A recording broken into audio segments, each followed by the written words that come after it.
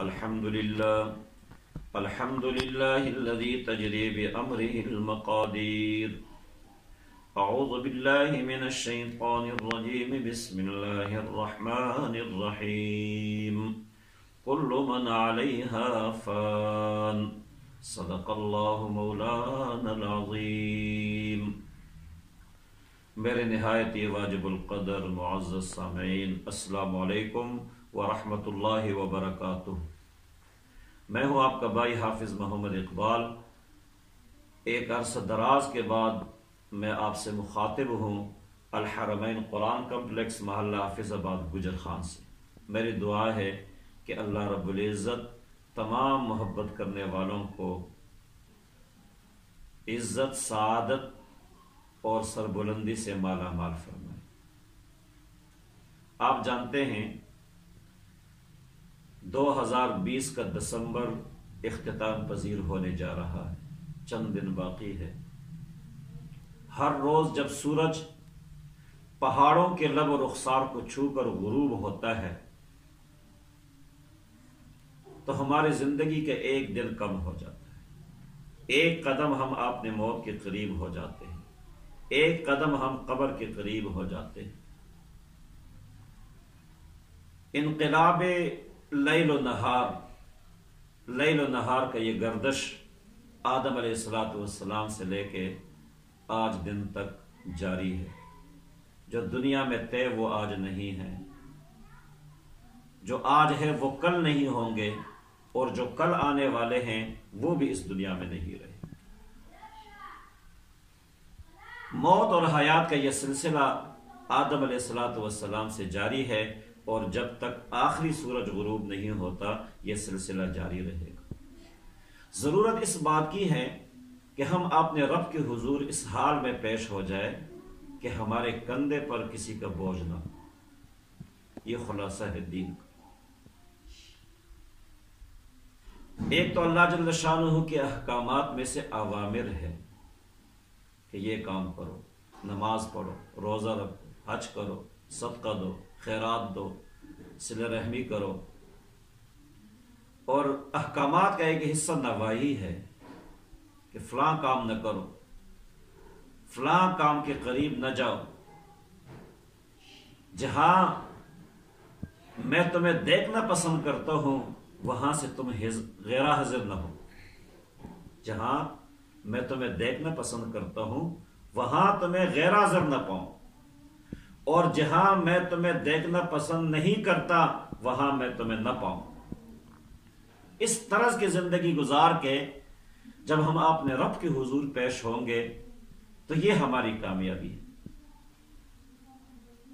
کامیابی سمیٹنے کے لیے، دنیا اور آخرت کی کامیابیاں سمیٹنے کے لیے جہاں عبادات کرنا ضروری ہے، وہاں پر معاشرتی زندگی اور معاشرتی زندگی میں پیش آمدہ مسائل میں ہمیں دوسروں کے حقوق کا لحاظ رکھنا ہوگا.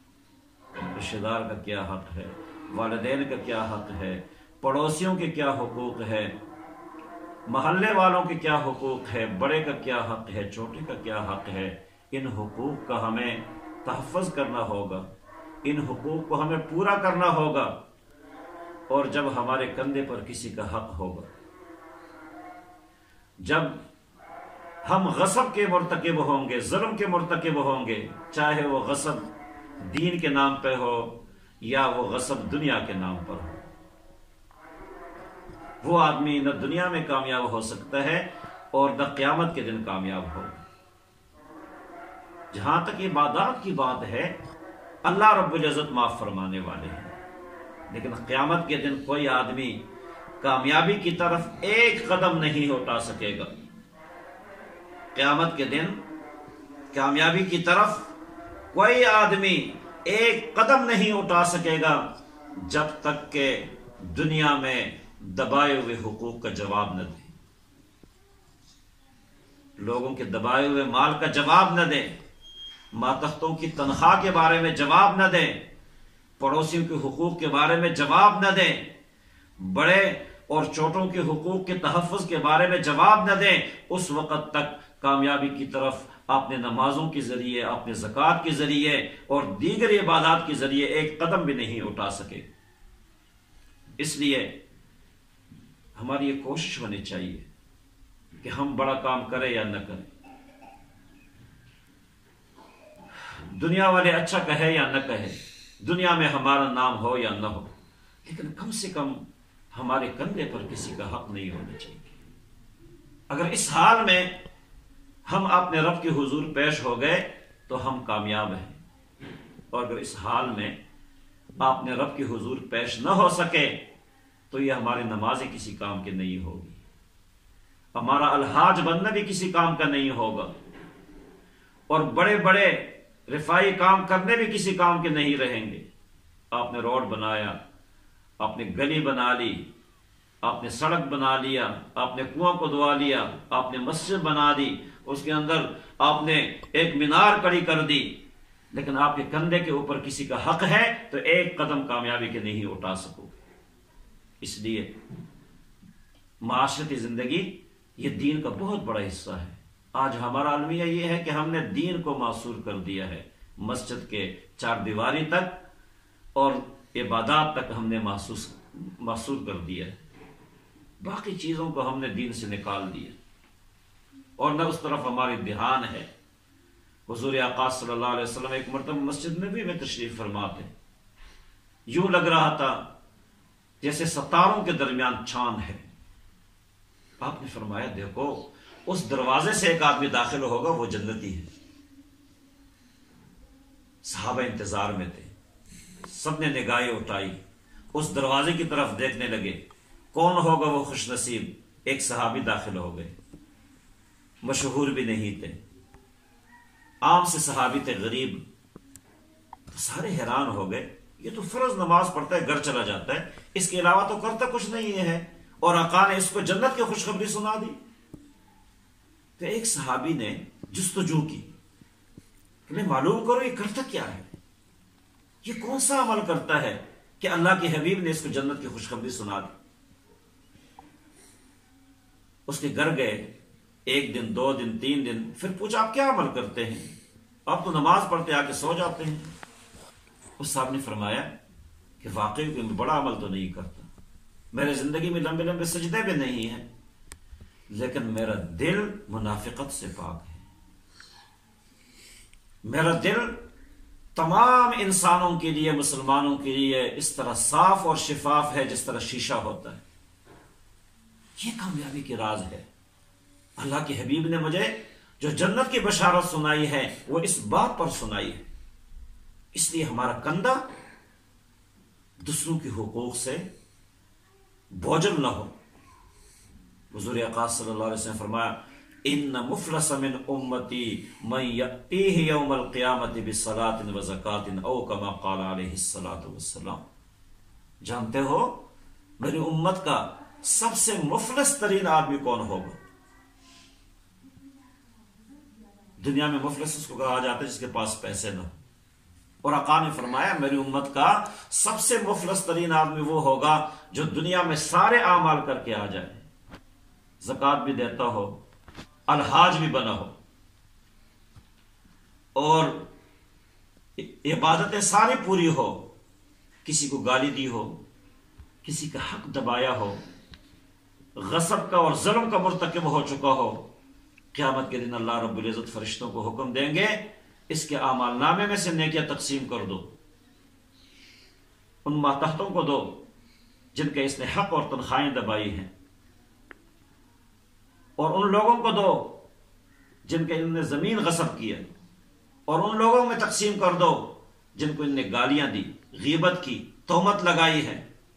اس لیے ہمیں اپنی زندگی کا محاسبہ کرنا ہو۔ امام غزالی فرماتے ہیں محاسبہ بڑی چیز ہے، ہم اپنی زندگی کا محاسبہ کریں، دنیا میں نام ہو یا نہ ہو، اللہ رب العزت کے حضور نام ہونا چاہیے۔ آج سب سے بڑا مسئلہ ہمارا یہ ہوتا ہے میرا نام ہو جائے، دوسرے کہتے ہیں میرا کام ہو جائے، ہمارے سارے اعمال کہ میرا کام ہو، میرا نام ہو۔ بھائی اس دنیا میں نہ نام کی ضرورت ہے نہ کام کی ضرورت ہے، وہاں ہمارا نام بن جائے جہاں ہم نے جانا ہے. یہاں چند دنوں کے لیے نام بنانے کی کیا ضرورت ہے؟ اس قبر میں اور حشر کے میدان میں ہمارا نام ہو.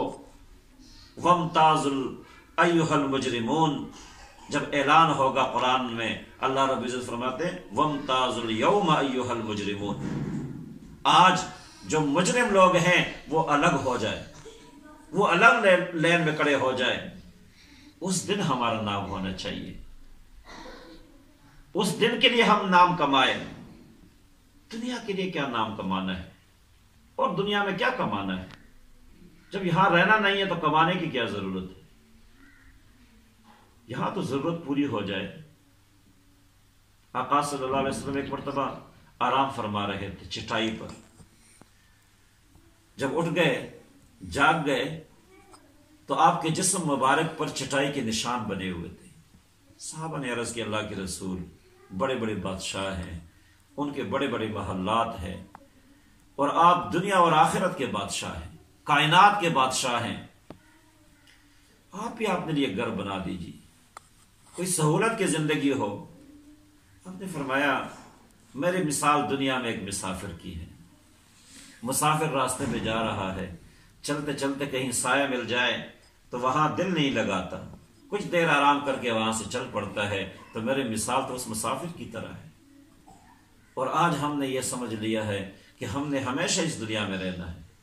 جو پہلے لوگ تھے جو آج نہیں ہیں اس دنیا میں، وہ بھی یہی سمجھ رہے تھے کہ ہمارا یہ نام دائمی ہوگا. ہمیشہ کسی کا نام نہیں رہتا، یہ نام بھی مٹ جاتا ہے، یادیں رہ جاتی ہیں، اور کچھ عرصے کے بعد یادیں بھی مٹ جاتی ہیں. 20 سال حکمرانی کرنے والے، 10 سال حکمرانی کرنے والے، پوری دنیا پر حکومت کرنے والوں کا آج نام و نشان نہیں ہے. ایک چیز انسان کے ساتھ رہے گی، وہ انسان کا عمل ہے، انسان کا اخلاص ہے، اللہ کی خوشنودی کے لیے اٹھایا ہوا قدم ہے، اللہ کی خوشنودی کے لیے اٹھایا ہوا ہاتھ ہے. یہ وہ اعمال ہیں جو قیامت کے دن کام آئیں. اس لیے ہمیں اپنا محاسبہ کرنا چاہیے. اپنے یہاں سے جانا ہے، ہمیشہ نہیں رہنا ہے. اور جب ہمیشہ نہیں رہنا ہے تو پھر ہمیں اس زندگی کے لیے تیاری کرنی چاہیے جو ہمیشہ کی زندگی ہے. جزاکم اللہ خیرا، احسن الجزا.